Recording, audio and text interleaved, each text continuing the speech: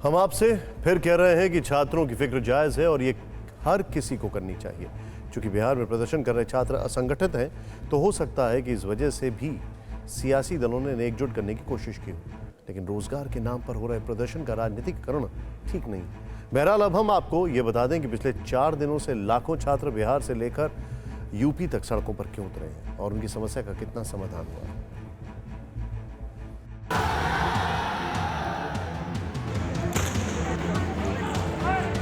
आखिर बिहार से यूपी तक छात्र इतने गुस्से में क्यों हैं? आखिर छात्र और रेलवे के बीच आर पार की जंग क्यों शुरू हुई?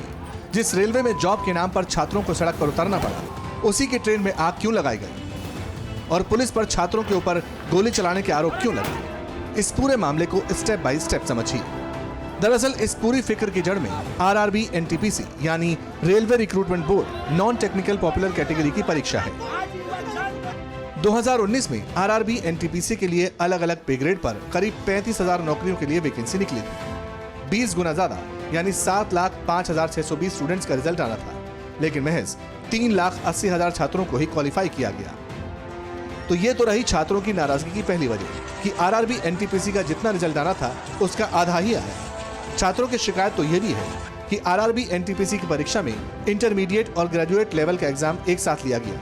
एक ही स्टूडेंट का कई जगह सिलेक्शन हो गया, जिसके कारण सीटें खाली रह गई। छात्रों की डिमांड है कि ग्रेजुएट और इंटरमीडिएट पास के लिए अलग परीक्षा होनी चाहिए। इसीलिए छात्र वन स्टूडेंट वन रिजल्ट की मांग कर रहे हैं। अब यह आंदोलन चरमबद्ध चलेगा और जल्द अगर छात्र के मांगों को नहीं माना गया तो पूरे देश में उग्र आंदोलन होगा, जिसकी जिम्मेवार राज्य और केंद्र की सरकार की होगी। छात्रों को छलने का काम कर रहे हैं। छात्रों के साथ जिस तरीके से बर्बरतापूर्वक लाठीचार्ज किया गया, उन पे FIR किया गया है, हम उसके खिलाफ आज सड़क पे उतरे हैं छात्रों की तमाम मांगों को लेकर। हालांकि रेलवे के अधिकारियों का तर्क है कि कुल 35,281 वैकेंसी में ग्रेजुएट उम्मीदवार सभी पदों के लिए योग्य हैं, जबकि 12वीं पास 10,683 वैकेंसी के लिए योग्य हैं। अब रेलवे रिक्रूटमेंट बोर्ड से छात्रों की नाराजगी का तीसरा कारण जानिए। ग्रुप डी में करीब 1.5 करोड़ छात्रों ने परीक्षा दी। एक परीक्षा पास होने के बाद सिलेक्शन होना था। रिजल्ट के बाद कहा गया कि एक और परीक्षा पास करनी होगी, जबकि ग्रुप डी में रेलवे के नोटिफिकेशन में दूसरे एग्जाम का जिक्र ही नहीं है। इसके अलावा छात्रों ने वेटिंग लिस्ट की भी मांग की और इन तमाम फिक्र के साथ सड़कों पर उतरे। हिंसक प्रदर्शन भी हुआ, जिसके बाद 26 जनवरी को रेलवे ने एनटीपीसी और लेवल 1 की परीक्षाएं स्थगित करने का फैसला किया। इसके अलावा रेलवे ने प्रदर्शनकारी छात्रों की शिकायतों के निपटारे के लिए एक जांच कमेटी बनाई है। रेल मंत्री अश्विनी वैष्णव ने कहा कि उम्मीदवार 16 फरवरी तक इस कमेटी के सामने अपना पक्ष रख सकते हैं। ये कमेटी 4 मार्च 2022 को अपनी रिपोर्ट सौंपेगी। यह पूरी परीक्षा बिल्कुल ही निष्पक्ष एवं पारदर्शी तरीके से ली गई है।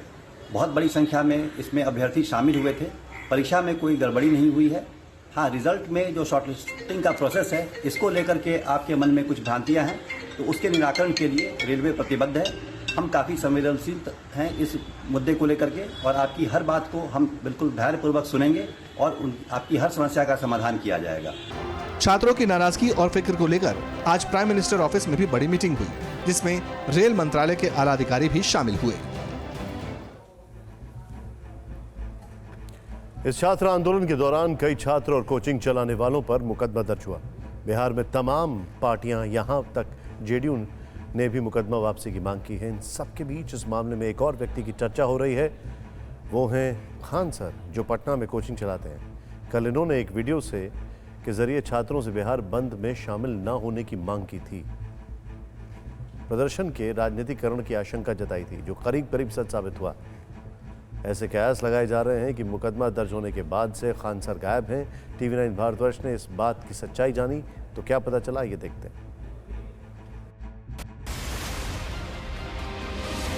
पटना वाले खान सर यानी फैजल खान यूट्यूब की दुनिया के चर्चित शिक्षकों में से एक हैं। छात्रों के मुताबिक उनका channel Khan GS research centre काफी लोकप्रिय है। इसके करीब 2.25 करोड़ फॉलोअर्स हैं। लेकिन रेलवे भर्ती बोर्ड की गड़बड़ी वाले एपिसोड में खान सर पर छात्रों को भड़काने का मुकदमा दर्ज हुआ। तो हम इसकी सच्चाई जानने पटना से करीब 200 किलोमीटर दूर उनके गृह जिले यूपी के देवरिया पहुंचे।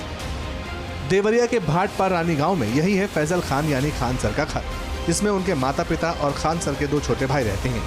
लेकिन जब हमारी टीम पहुंची तो वो लोग घर पर नहीं मिले। उनके घर का दरवाजा नहीं खुला। पड़ोस से उनके चाचा निकले, लेकिन पारिवारिक विवाद की बात कहकर कुछ भी बोलने से इनकार कर दिया। इसी परमार मिशन स्कूल में फैजल खान उर्फ खान सर ने 8वीं तक पढ़ाई की। इस स्कूल में उनके दादा भी पढ़ाते थे। स्कूल की प्रिंसिपल कहती हैं कि उन्हें खुशी है कि फैजल इतनी नॉलेज छात्रों के बीच बांट रही हैं। जो अभी जिस मुकाम पर वो हैं, मैं भी उनकी वीडियो देखती हूँ तो बहुत खुशी होती है कि उन्होंने इतना नॉलेज एक्वायर किया है और लोगों के बीच में बांट रहे हैं। हमारी शुभकामनाएं उनके साथ हैं। भाटपा रानी गांव में हमारी मुलाकात खान सर के स्कूली मित्र से भी हुई, जिन्होंने बताया कि आज पूरा गांव उन पर गर्व करता है। तो यहाँ बहुत गर्व की बात है कि भाटपा रानी का एक छोटे से मिडिल फैमिली से उठ के इतना बड़े लोगों की शिक्षा दे रहे हैं, लोगों को पढ़ा रहे हैं। हर जगह मतलब उनकी चर्चाएं हैं देश विदेश में। कोरोना धर्म नहीं देखता, जात नहीं देखता, अमीर गरीब ऊंच नीच नहीं देखता। कोरोना सिर्फ मौका देखता है, लेकिन आप उसे मौका मत दीजिए। बस इतना कीजिए, जब कभी दफ्तर से बाजार से घर लौटिए तो इतना ख्याल जरूर रखिए कहीं आपके साथ कोरोना आपके घर तो नहीं जा रहा। भूलिए मत, कोरोना अभी जिंदा है।